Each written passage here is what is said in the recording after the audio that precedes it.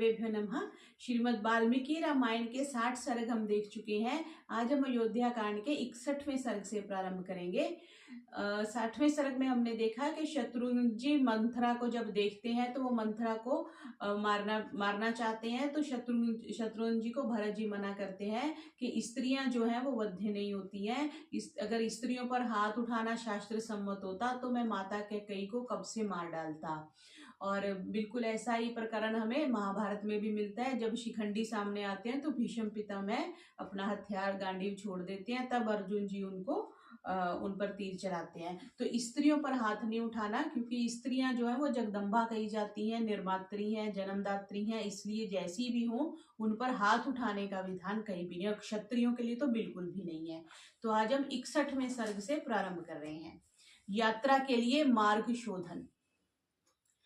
ततः प्रभात समये दिवसे चतुर्दशे समेत्य राजकर्तारो भरतम वाक्यम अब्रुवन्।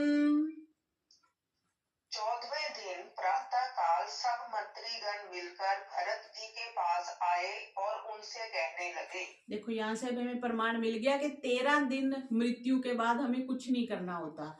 यहाँ पर तो उन्होंने फूल भी 13वीं के बाद चुगे 10वीं के बाद राजा दशरथ जी के कल आया था ना, उनके 13वीं के बाद उन्होंने 13वीं पे चुने। उन्होंने अस्थि संचयन करते हैं वो भी 13वीं के बाद किया।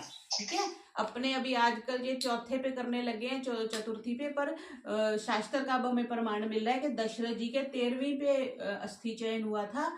तो अस्थि चयन के बाद मतलब 13वां दिन हमें कुछ नहीं करना चाहिए। भले ही आजकल हम चौथे पे 10वीं पे खत्म कर लेते हैं शोक को, तो 14वें दिन में फिर भरत जी के पास मंत्रीगण आते हैं कि अब हम कुछ नया कर सकते हैं।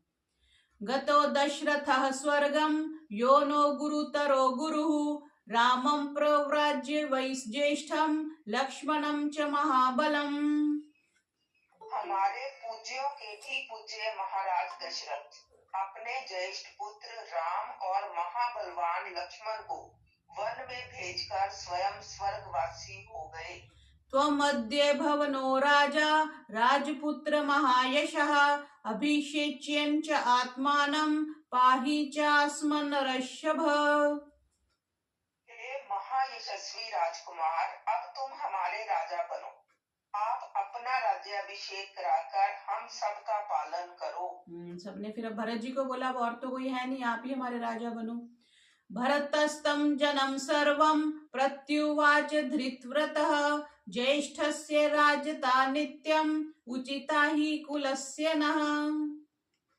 तब व्रतधारी भरत जी उन सब लोगों से बोले, देखिए हमारे कुल में सदा से ही ज्येष्ठ राजकुमार का राज सिंहासन पर बैठना उचित माना गया है।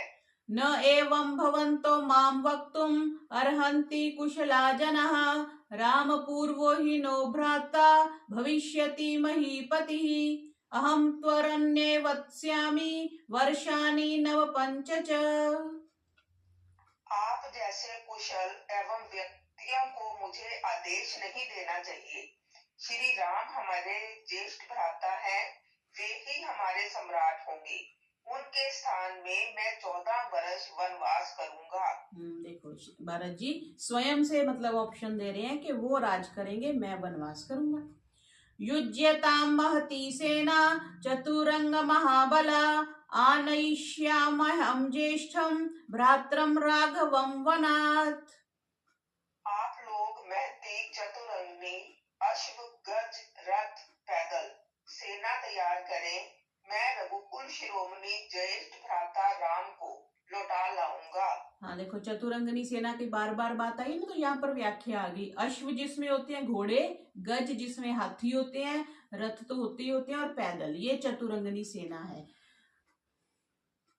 क्रियतां शिल्प भी पंथा समानि विष्मानि च रक्षिणश्चानुसंयान्तु पथि दुर्ग विचारकः।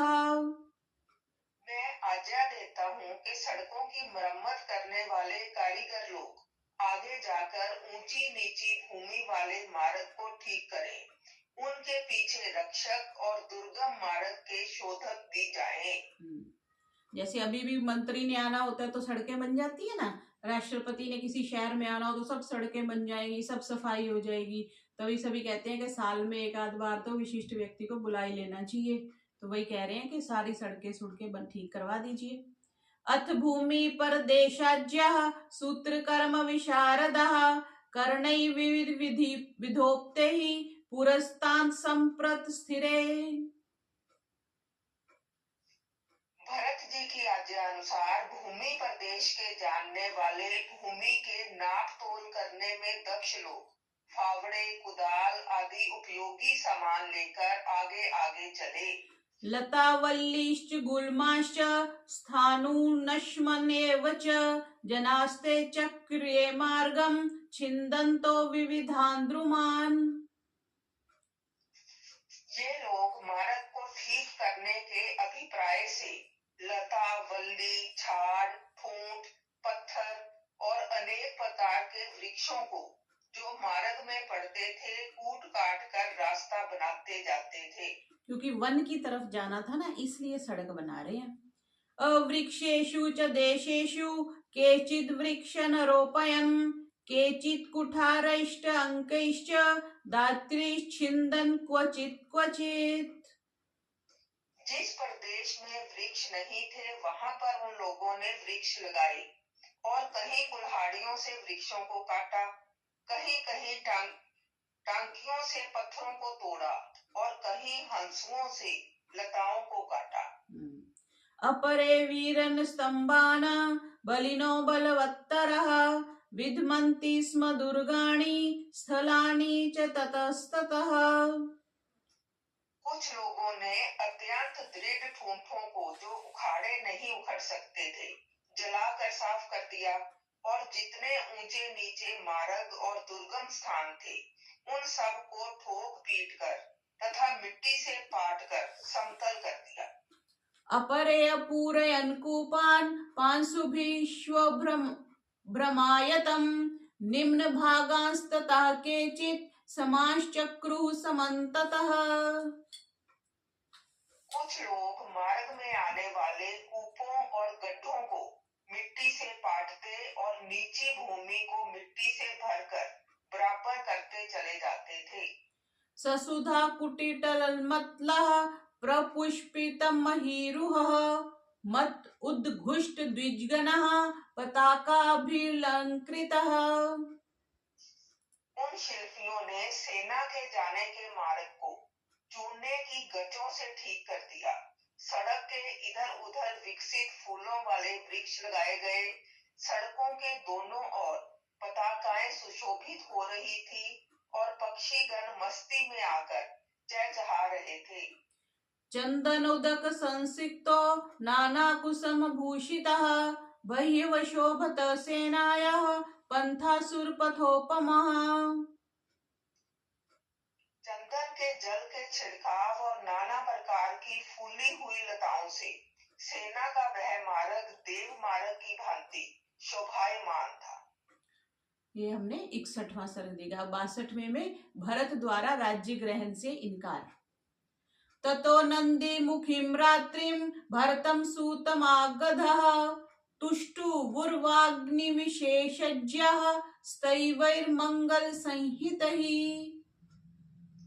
जब वह नंदी मुखी रात्रि आनंदमयी रात्रि वह रात्रि जो किसी मांगलिक उत्सव से परिपूर्ण हो, उस रात्रि में श्री राम को वन से लौटाने का उद्योग आरंभ हुआ था। थोड़ी शेष रही तब राजवंश के स्तुति विशेषज्ञ सूत मागध मंगल स्तवन के द्वारा भरत जी की स्तुति करने लगे। ततः प्रबुद्धो भरतस्तम घोषम सन्निर्वर्तय च नाहं राजेति चाप्युक्त्वा शत्रुघ्निदं ब्रवीत्। उस स्तवन को सुन भरत जागे और यह कहकर कि मैं राजा नहीं हूँ, उन्होंने उस स्तुति घोष को बंद करवाया। फिर वे शत्रुघ्न से बोले। हाँ, वो स्तुति जैसे करते हैं ना, जैसे हम बोलते हैं, बोलिए मर्यादा पुरुषोत्तम श्री रामचंद्र की जय। अब नारे ऊंची ऊंची लग रहे हैं, जय श्री राम जय श्री राम। तो वो लोग फिर अब भरत जी की जैसे जय श्री भरत या कुछ ऐसा बोलने लगे होंगे, तब उन्होंने बंद करवाया कि मेरी स्तुति नहीं करो, मैं राजा नहीं हूँ। पश्य शत्रुघ्न कैकेय्या लोकस्या अपकृतं महत् विसृज्य मयि दुःखानि राजा दशरथो गतः। हे शत्रुघ्न, देखो कैकेयी ने संसार का कैसा भीषण अपकार किया है, और महाराज दशरथ भी मुझ पर महान दुखों का भार छोड़कर स्वर्गवासी हो गए। तस्यैषा धर्मराजस्य धर्ममूला महात्मनः परिभ्रमति राजऋषिर्नौर्यर्वाकर्णिका जले।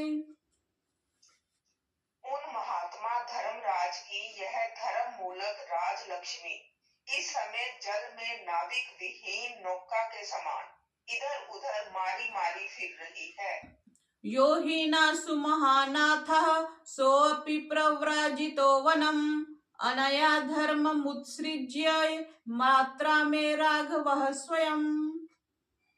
जो मेरे श्रेष्ठ रक्षक और अवलंब राम थे, धर्म का त्याग करने वाली इस माता कैकेयी ने उस रघुकुल भूषण को वन में भिजवा दिया।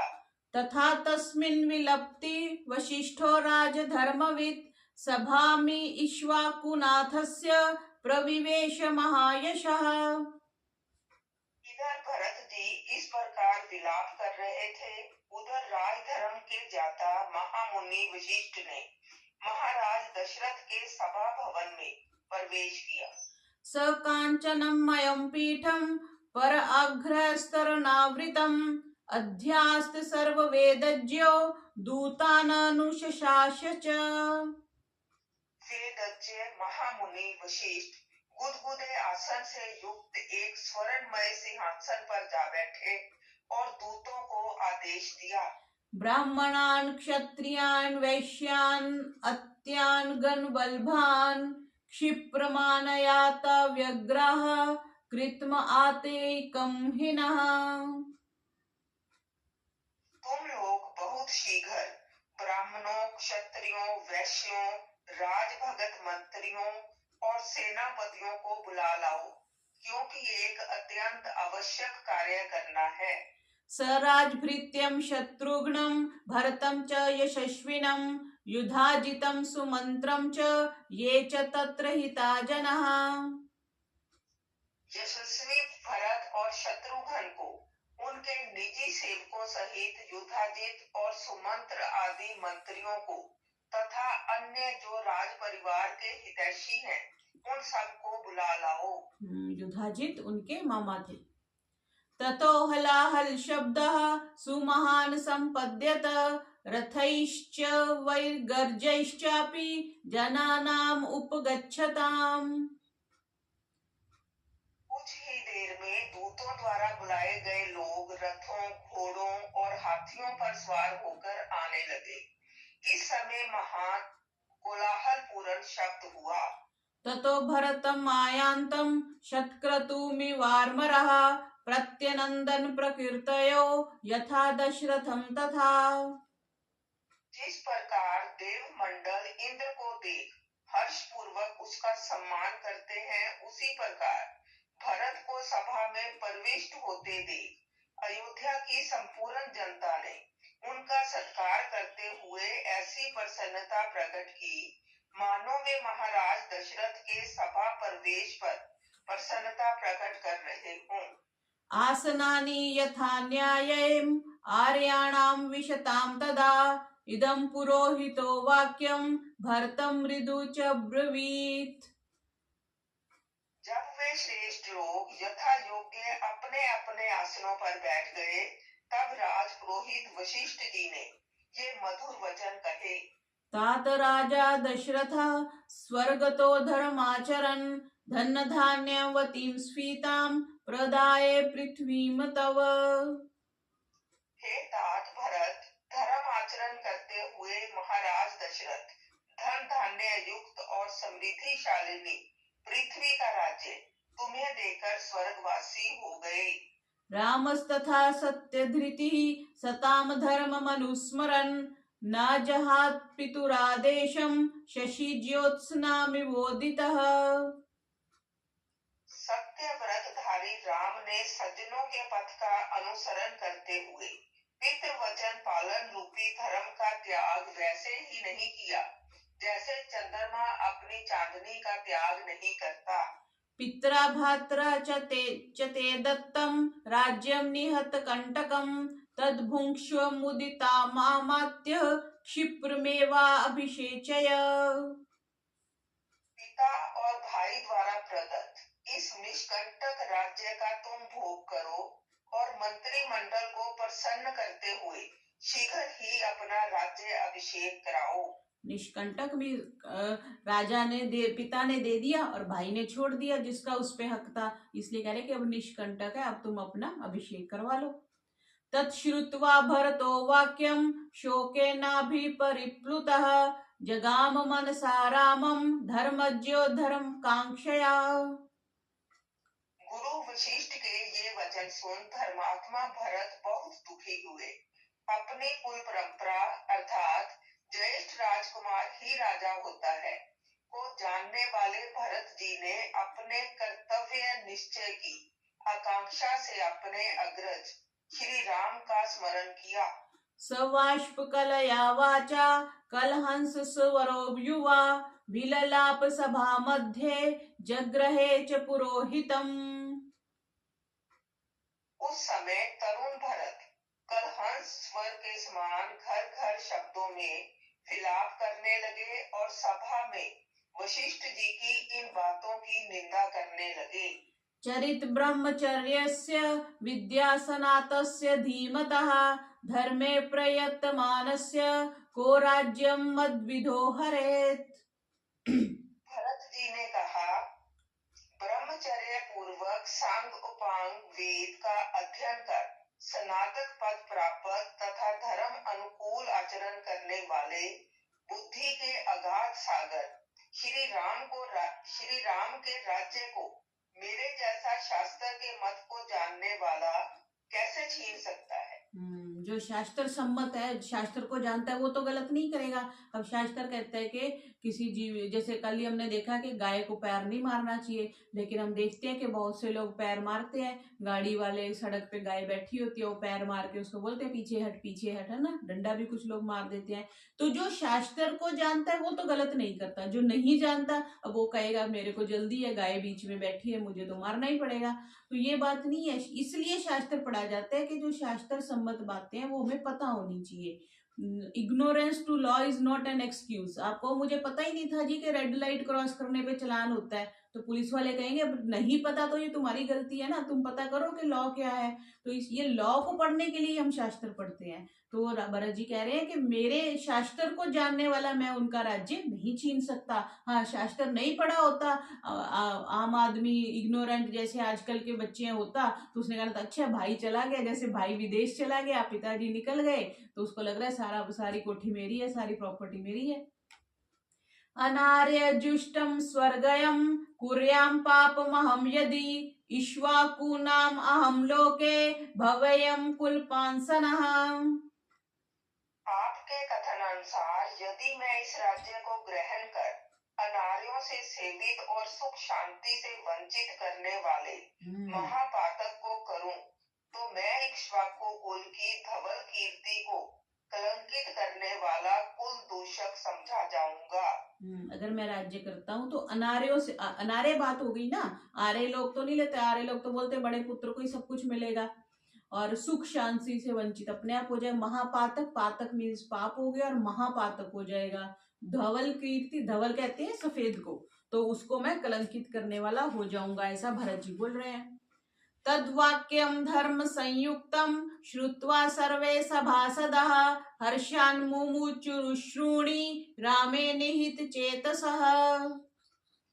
भरत के इस धर्म अनुकूल वचन को सुनकर राम से प्रेम करने वाले जितने सभासद वहां उपस्थित थे, उनकी आंखों से आनंद के आंसू बहने लगे। सर्वोपायं च वर्तिष्ये विनिवर्त्युतं वनात् यदि त्व आर्यं न शक्ष्यामि वने तत्रैव वत्स्यामि। भरत जी ने आगे कहा, मैं श्री राम को लौटाने के लिए सब प्रकार के उपाय करूंगा। फिर भी यदि राम को न लौटा सका तो मैं भी वन में ही वास करूंगा। विष्टिकर्मान्तिकाः सर्वे मार्गशोधक तक्षकाः प्रस्थापिता मया पूर्वं यात्रापि मम रोचते। मैंने पहले ही अवैतनिक तथा परिश्रमिक लेकर काम करने वाले चतुर मार्ग शोधकों और बढ़इयों को मार्ग ठीक करने के लिए भेज दिया है। अब स्वयं राम के पास जाने के लिए यात्रा करने वाला हूँ। एवमुक्त्वा तु धर्मात्मा भरतो भ्रातृवत्सलः समीपस्थम् उवाचेदं सुमन्त्रं मन्त्रकोविदम्। ऐसा कहकर भ्रातृवत्सल एवं धर्मात्मा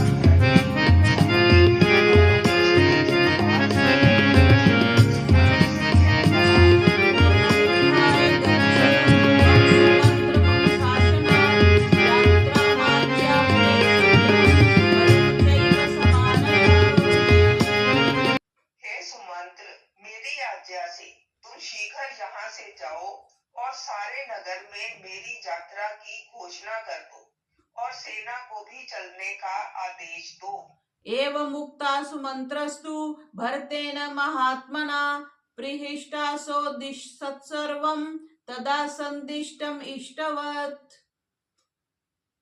महात्मा भरत की आज्ञा पर सुमंत्र ने प्रसन्न हो यथा निर्देश सभी कार्य कर दिए। अब भरत का वन को प्रस्थान और गुह से भेंट। गुह से श्री राम भी मिले थे ना पहले।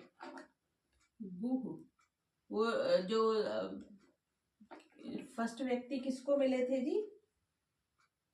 जो राजा थे निषाद राज से मिले थे। तो गुह भिन्न थे या गुह वही थे? देखते हैं अभी क्या आता है। तथा समुत्थिता कल्याणम् आस्थाय स्यन्दनोत्तमम् प्रयौ भरतः शीघ्रं राम दर्शन कांक्षया। दूसरे दिन प्रातः काल होते ही राजकुमार भरत ने सुंदर रथ पर आरूढ़ होकर राम के दर्शन की अभिलाषा से वन की ओर प्रस्थान किया। अग्रता प्रयुक्तस्य सर्वे मंत्री पुरोधसः अधिरुह्य हरै युक्तान् रथान् सूर्य रथोपमाम्। भरत जी के रथ के आगे आगे मंत्री और पुरोहित वर्ग सूर्य के समान देदीप्यमान उत्तम घोड़ों से युक्त रथों पर बैठकर चला।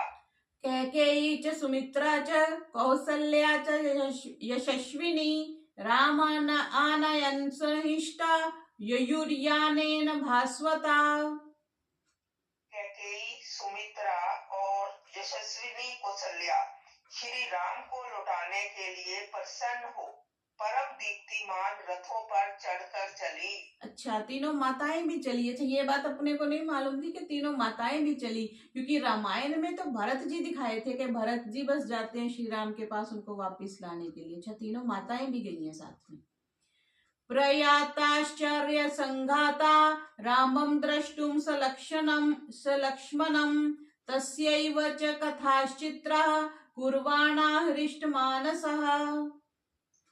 श्रेष्ठ पुरुषों के झुंड राम और लक्ष्मण के दर्शन करने के लिए निकल पड़े। मार्ग में वे लोग श्री राम की चित्र विचित्र कथाओं का वर्णन कहते सुनते और प्रसन्न होते हुए चले जाते थे। जो लोग पहले साथ में गए थे उनको अवसर मिल गया, वो दोबारा से साथ चल पड़े। ते गत्वा दूरं ध्वानं रथयानाश्व कुंजरहि समासे दुस्ततौ गंगा श्रृंगबेरपुरं प्रति यत्र राम सखो वीरो गुहो ज्यातिर्गणैर्वृतः निवसत्य प्रमादेन देशं तं परिपालयन्। रथ, घोड़े, हाथी और अन्य सवारियों के द्वारा बहुत दूर चलने के पश्चात ये लोग शृंगबेरपुर के पास गंगा के तट पर पहुंचे, जहां पर उन्होंने अपने बंधु बांधवों से युक्त राम का परम मित्र वीर निषाद राज सावधानी के साथ उस देश का पालन करता हुआ निवास करता था। निरीक्षया अनुगतां सेनां तां च गंगा शिवोदकां भरतः सचिवान् सर्वान् ब्रवीद वाक्य कोविदः। अपने पीछे चलने वाली सेना को तथा निर्मल जल वाली गंगा को निहार कर बोलने में चतुर भरत जी मंत्रियों से बोले, निवेशयत् मे सैन्यम् अभिप्रायेण सर्वतः विश्रांता प्रतरिष्यामः श्व इदानीम् इमां नदीम्। मेरे सैनिक लोग अपनी रुचि अनुसार इस क्षेत्र में जो जो स्थान पसंद करें उन्हें वहां वहां ठहरा दो। आज यहीं विश्राम कर कल हम इस नदी को पार करेंगे। तस्यें ब्रुवतो अमात्य आस्थतथे युक्त्वा समाहितः न्यवेश्यंस्ताच्छन्देन स्वेन स्वेन पृथक पृथक। भरत जी के ऐसा कहने पर सब मंत्रियों ने जो आज्ञा कहकर बड़ी सावधानी से सब लोगों को उनकी इच्छा के अनुकूल पृथक पृथक स्थानों पर ठहरा दिया। ततो निविष्टां ध्वजिनीं गंगाम् अन्वाश्रितां नदीं निषादराजो दृष्ट्वैव जातिं संत्वरितो ब्रवीत्। भरत जी की चतुरंगिनी सेना को गंगा के तट पर टिकी हुई देख निषाद राज को शंकित होकर अपनी जाति वालों से बोले, महतीयं मितः सेना सागराभा प्रदृश्यते भरतः कैकेयी पुत्रो किम हन्तु रामं गच्छति। यह बड़ी सेना समुद्र के समान विशाल दिखाई दे रही है, तो क्या इतनी बड़ी सेना को लेकर कैकेयी का पुत्र भरत श्री राम का वध करने के उद्देश्य से जा रहा है। भरता चैव सखा चैव रामो दाशरथी मम तस्यार्थ कामा सन्नद्ध्वा गंगाणूपे प्रतिष्ठत। दशरथ नंदन श्री राम मेरे स्वामी सखा और सभी कुछ हैं, अतः तुम सब लोग श्री राम की रक्षा के लिए कवच आदि पहनकर और हथियार लेकर गंगा के कछार में तैयार रहो। हाँ, उन्होंने निषाद राज जो गुह थे उन्होंने ऐसे सोचा कि भरत सेना लेके उनको मारने जा रहा है, तो तुम वो कह रहे हैं कि हम इनके साथ श्री राम की रक्षा के लिए तैयार हो जाओ। यदा तुष्टस्तु भरतो रामस्येह भविष्यति स एयं स्वस्तिमति सेना गंगा मध्य तरिष्यति। यदि भरत जी श्री राम के प्रति शुद्धांतकरण के साथ प्रसन्न प्रतीत होगा तभी वह और उसकी सेना सकुशल गंगा को पार कर सकेगी। हाँ, क्योंकि गंगा के इस पार थे ना निषाद राज का राज्य, तो उन्होंने कहा कि अगर तो ये अच्छा भाव रखेंगे तब तो ये पार कर सकेगी, नहीं तो इनको हम यहीं पे ही खत्म कर देंगे। इस भाव से निषाद राज बात कर रहे हैं। इति उक्त्वापायनं गृह्य जातिभिः परिवारितः आगम्य भरतं प्रहवौ गुहो वचनम् अब्रवीत्।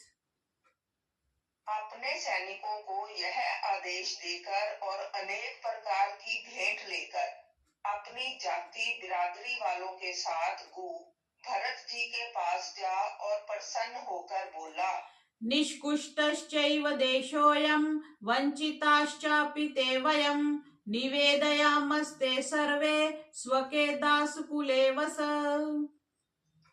हे प्रभु, यह देश आपके लिए नगर के पास घूमने के लिए वाटिका के समान है। आपने अपने आने की सूचना हमें नहीं दी, अतः आपका यथाविधि स्वागत करने से हम वंचित रह गए। यह संपूर्ण राज्य आपका है और हम लोग आपके सेवक हैं। आप इसे अपना घर समझकर यहाँ निवास करें।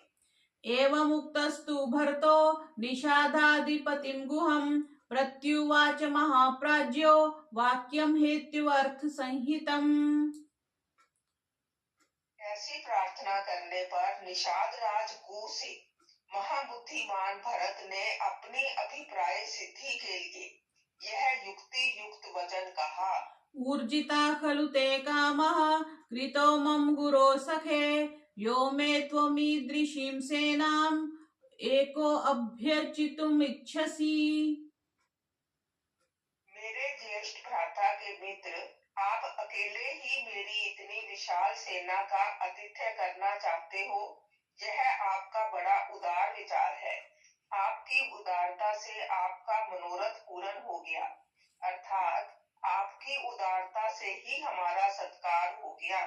जैसे हम आजकल किसी को कहते हैं ना, बस आपने पूछ लिया तो हमने खा लिया। किसी के घर जाओ, हम कहते नहीं भोजन नहीं करना, फिर हमें कहते ना आपने पूछ लिया बस हो गया। उस दृष्टि से कह रहे हैं कि बस आपने विचार रखा और हमारा सत्कार हो गया।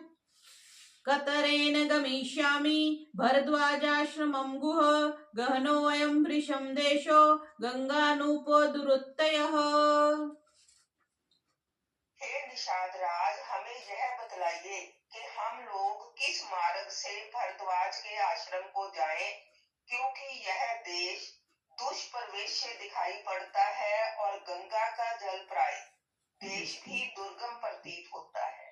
तस्य तद्वचनं श्रुत्वा राजपुत्रस्य धीमतः अब्रवीत पराञ्जलिर्वाक्यं गुहो गहन गोचरः।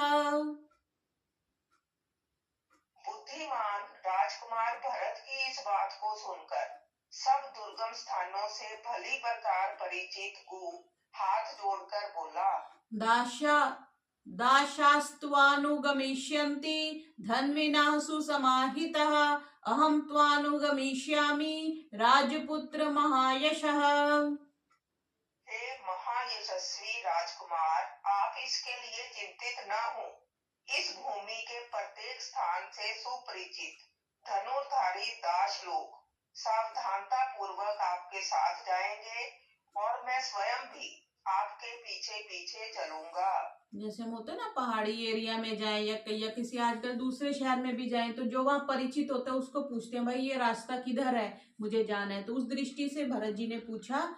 तो ये दास लोग देखना पड़ेगा कौन होते हैं। दास तो नहीं शब्द आया, ये दाश आया है, शलगम वाला श है कि धनुर्धारी दास लोग सावधानता पूर्वक आपके साथ चलेंगे और मैं भी चलूंगा। क्योंकि वो तो जाना चाहते थे ना, अगर वो सोच रहे थे कि अगर ये राम जी पे वार करेंगे तो मैं राम जी की रक्षा करूंगा। परम ते महती सेना शंका जनयतीव मे कच्चिन्दुष्टो व्रजसी रामस्य क्लिष्ट कर्मणः।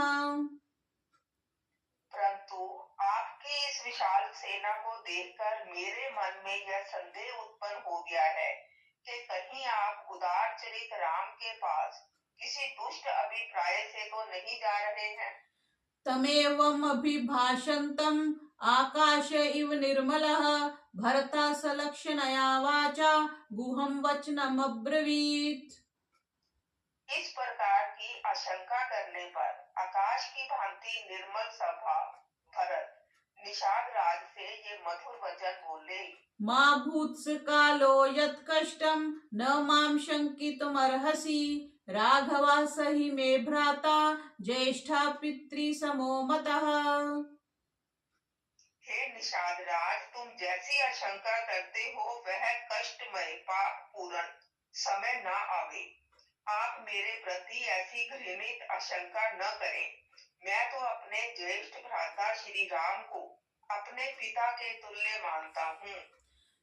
तम निर्वर्त्युतम यामि काकुत्स्थं वनवासिनं बुद्धिरन्या न ते कार्या गुह सत्यं ब्रवीमि ते। हे गु, मैं तो वनवासी राम को लौटाने के लिए जा रहा हूँ। इस संबंध में आप व्यर्थ का अनिष्ट संदेह न करें। यह बात मैं सत्य कह रहा हूँ। स तु संहृष्टवदनः श्रुत्वा भरत भाषितं पुनरेव ब्रवीद्वाक्यं भरतं प्रति हर्षितः। भरत जी की यह बात सुन निषाद राज गदगद हो गया और प्रसन्न होकर भरत जी से कहने लगा, धन्यस्त्वं न तवया तुल्यं पश्यामि जगति तले अयत्नादागतं राज्यं यस्त्वं त्यक्तुमिहेच्छसि। हे भरत, आप धन्य हैं। मुझे इस धराधाम पर आपके समान कोई दूसरा व्यक्ति दिखाई नहीं देता, क्योंकि आप बिना परिश्रम के प्राप्त धन धान्य पूर्ण विशाल राज्य को त्यागना चाहते। हाँ, कोई और होता तो बोलता ना कि है ही नहीं, अब अपने आप ही सारे, वो निष्कंटक शब्द है ना, अपने आप ही रास्ते के सारे कांटे हट गए, तो क्यों अब लेकिन वो जा रहे हैं वापस लेने के लिए। शाश्वती खलु ते कीर्ति लोकाननुचरिष्यति यस्त्वं कृच्छ गतं रामं प्रत्यानयितुमिच्छसि। आप महान कष्ट में पड़े हुए श्री राम को लौटाने जा रहे हैं। आपके इस शुभ कार्य से आपकी उज्जवल कीर्ति चिरकाल तक संसार में व्याप्त रहेगी। एवं संभाषणं मानस्य गुहस्य भरतं तदा वभौ नष्ट प्रभा सूर्यो रजनी चाभ्यवर्तत। इस प्रकार गुह और भरत के परस्पर वार्तालाप करते हुए सूर्यास्त हो गया और रात्रि उपस्थित हो गई। सन्निवेश्य सतां सेनां गुहेन परितोषितः शत्रुघ्नेन सह श्रीमान् शयनं पुनरागमतः।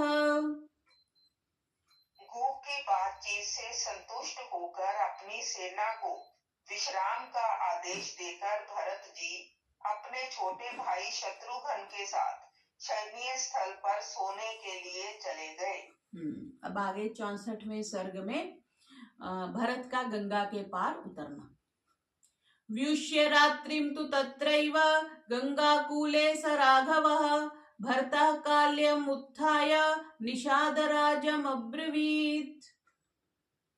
रघुकुल उत्पन्न भरत जी ने गंगा के किनारे उसी स्थान पर जहाँ श्री राम ने विश्राम किया था रात्रि व्यतीत की और प्रातः काल उठकर निषाद राजगुह से बोले, सुखाना शर्वरी राजन् पूजिताश्चापि ते वयं गंगा तु नौभिर्बहिर्भिर्दाशा संतारयन्तु नः।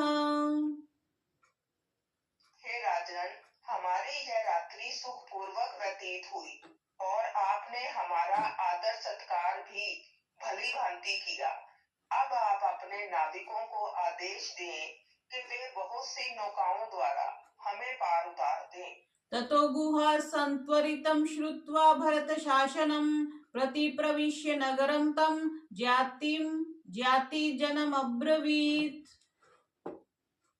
भरत जी का आदेश पाकर गुह ने शीघ्रता से अपने नगर में प्रवेश किया और अपनी जाति वालों से कहा, उत्तिष्ठत परबुद्ध्यध्वं भद्रमस्तु च वसदः नावः समनुकर्षध्वं तारिष्याम वाहिनीम्। हे भाइयों, उठो, जागो, आपका कल्याण हो। नौकाओं को शीघ्र किनारे पर ले आओ, सेना को पार उतारना है। ते तथोक्ता समुत्थाय त्वरिता राजशासनात् पंचनावां शतान्याशु समानिन्युः समन्ततः। निषाद राज की आज्ञा पाकर नाविक लोग उठ खड़े हुए और अपने राजा के आदेश अनुसार उन लोगों ने इधर उधर से जोड़कर 500 नौकाएं लाकर घाट पर लगा दी। अन्या स्वस्तिक विज्ञेया महाघंटाधरावरः शोभमाना पताकाभिर्युक्तवाता सुसंहतः। इन नौकाओं के अतिरिक्त स्वस्तिक नाम वाली नौकाएं भी लाई गई। इन नौकाओं में घंटे बंधे हुए थे, पताकाएं शोभायमान थी, वायु आने जाने के लिए स्थान था और इनके सब बंधन बड़े दृढ़ थे। जैसे विशेष हो जाती है ना, तो विशेष थी, स्वस्तिक निशान वाली, उस पे झंडे थे, वायु का आवागमन था। जैसे वो अपने क्या कश्मीर जाते हैं तो वो बोट हाउस टाइप कह सकते हैं, क्योंकि राजा लोग थे ना, रानियां थी साथ में, तो इसलिए उन्होंने विशिष्ट कुछ नौकाएं भी मंगवाई। तथा स्वस्तिक विज्ञेयाम पांडु कंबल संवृताम सन्नंदी घोषाम कल्याणीम गुहो नावम उपारहत। उन स्वस्तिक नौकाओं में से एक कल्याणी नाम वाली विशिष्ट स्वस्तिक नौका को जिस पर सफेद ऊनी कालीन बिछे हुए थे, जिसके चलने पर घंटियों का मधुर घोष होता था, वो स्वयं लाया। तमा आरूरोह भरतः शत्रुघ्नश्च महायशः कौसल्या च सुमित्रा च याश्चन्या राज्ययोषितः। उस नौका पर महायशस्वी भरत, शत्रुघ्न, कौसल्या, सुमित्रा और राज परिवार की अन्य स्त्रियां आरूढ़ हुई। इसमें कैकेयी का नाम नहीं आया, लेकिन पीछे ही आया कि कैकेयी भी साथ में गई है। और कैकेयी कैसे मान गई श्री राम को वापस लाने के लिए, ये चर्चा कहीं नहीं आई है ना। सीधा मतलब बस वही दिखाया कि भरत जी को आने पर उन्होंने बताया। उसके बाद भरत जी कौशल्या जी के पास गए, फिर वो दशरथ जी का अंत्येष्टि हो गई। फिर वो मंत्री लोग आए तो भरत जी ने मना कर दिया, लेकिन फिर कैकेयी के साथ उनका कोई संवाद नहीं हुआ। आगे देखते हैं कैकेयी आई है साथ में कि नहीं। नारी नाम अभिपूर्णास्तु का काश्चित् कश्चिश्च वाजिनाम काश्चित् दत्र वहन्ति स्म यानयुग्यं महाधनम। कितनी ही नौकाओं में तो स्त्रियां बैठी थी, और कितनी ही नावों में घोड़े ही घोड़े भरे थे। बहुत सारी नावों पर यानों में जोतने वाले बहुमूल्य घोड़े, बैल, खच्चर भरे हुए थे। देखो कितनी बड़ी नौका होगी जिसमें बैल आ जाए। आजकल तो हम छोटी छोटी नौकाएं देखते हैं, अभी प्रयागराज भी जाते हैं, कुंभ चल रहा है तो नौका में बस लोग ही तो बैठते हैं। और कितनी बड़ी बड़ी उस समय नौकाएं होती होंगी जिसमें देखो घोड़े भी आ गए, बैल, खच्चर, ये सब चीजें उसमें आ गई। इतनी बड़ी नौकाएं उस समय रही होंगी।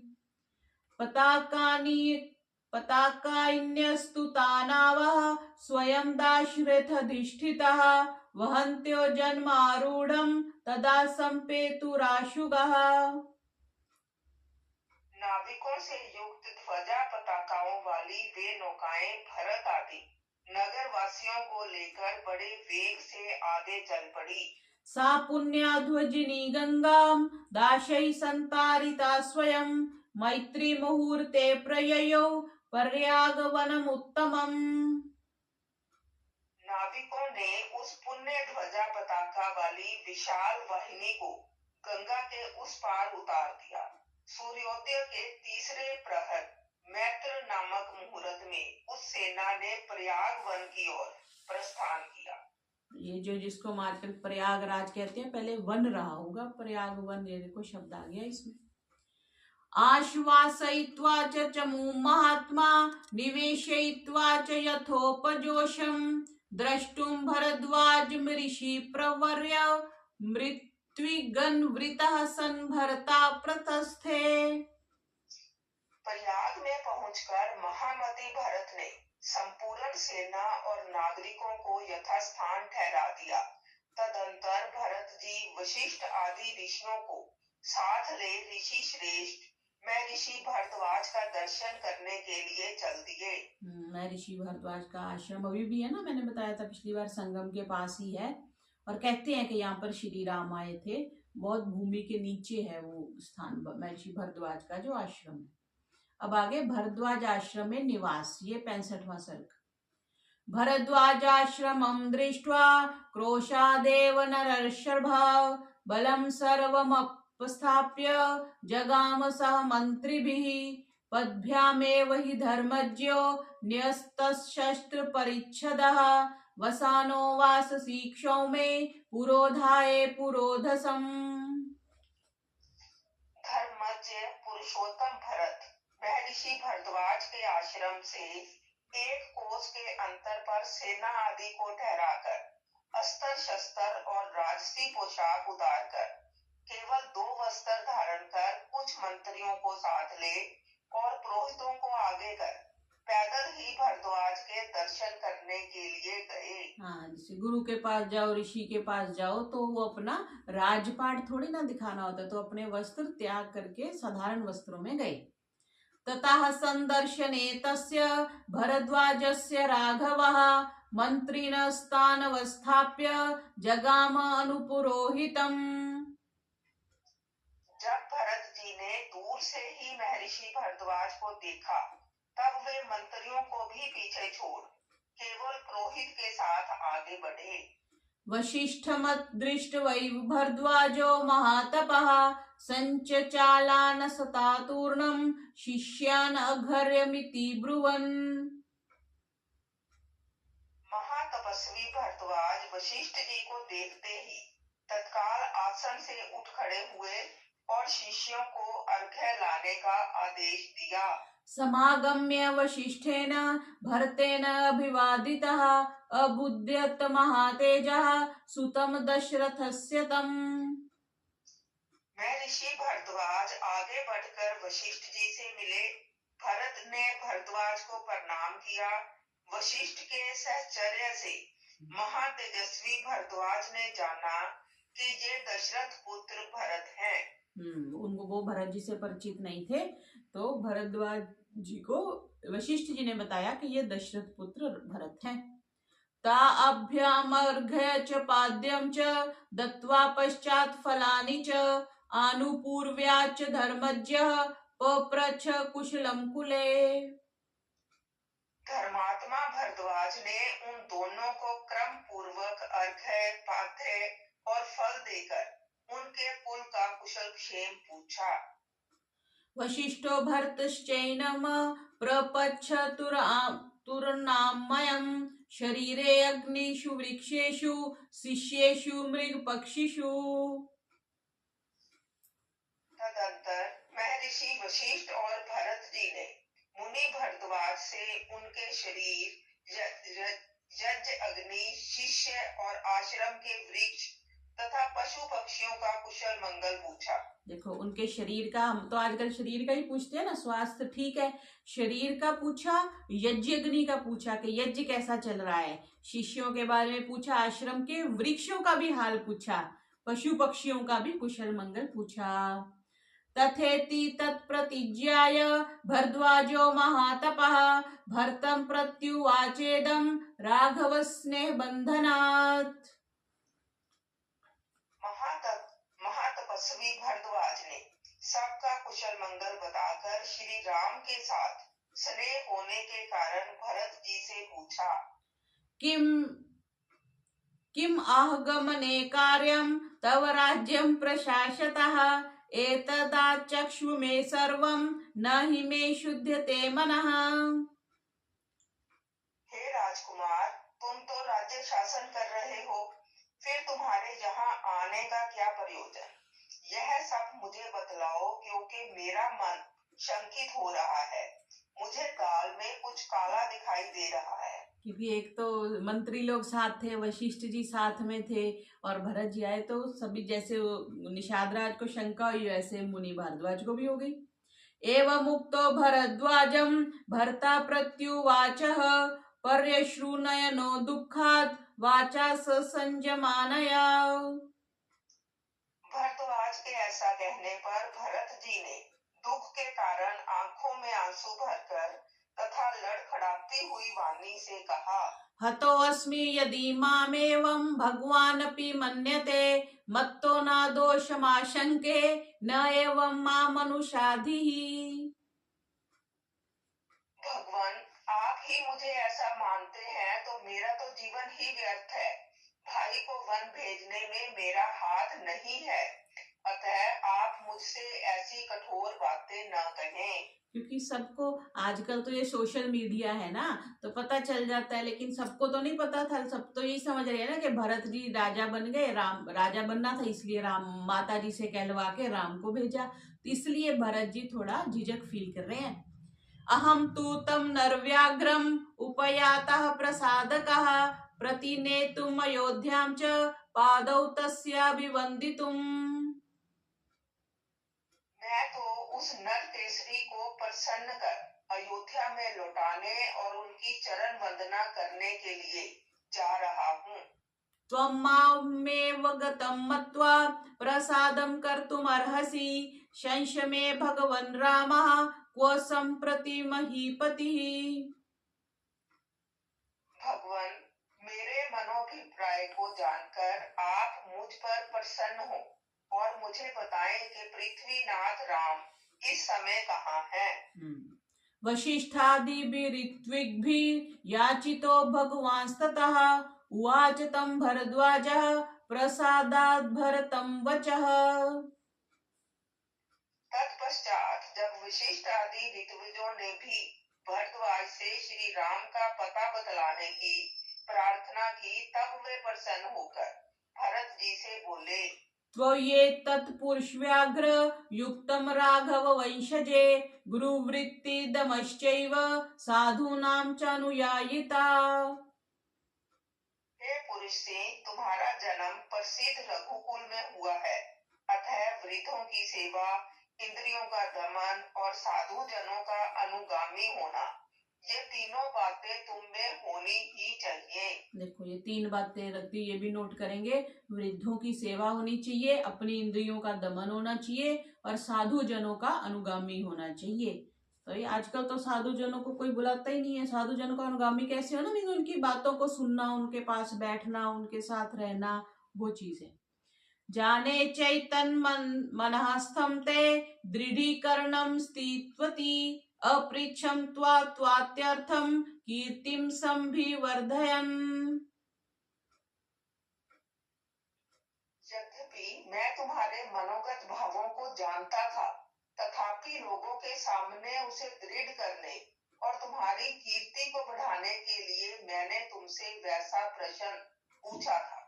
जाने च रामं धर्मज्ञं स सीतं सह लक्ष्मणं असौ वसति ते भ्राता चित्रकूटे महागिरौ। तुम्हारे भ्राता धर्मज्ञ श्री राम सीता और लक्ष्मण सहित इस समय चित्रकूट नामक महापर्वत पर निवास कर रहे हैं।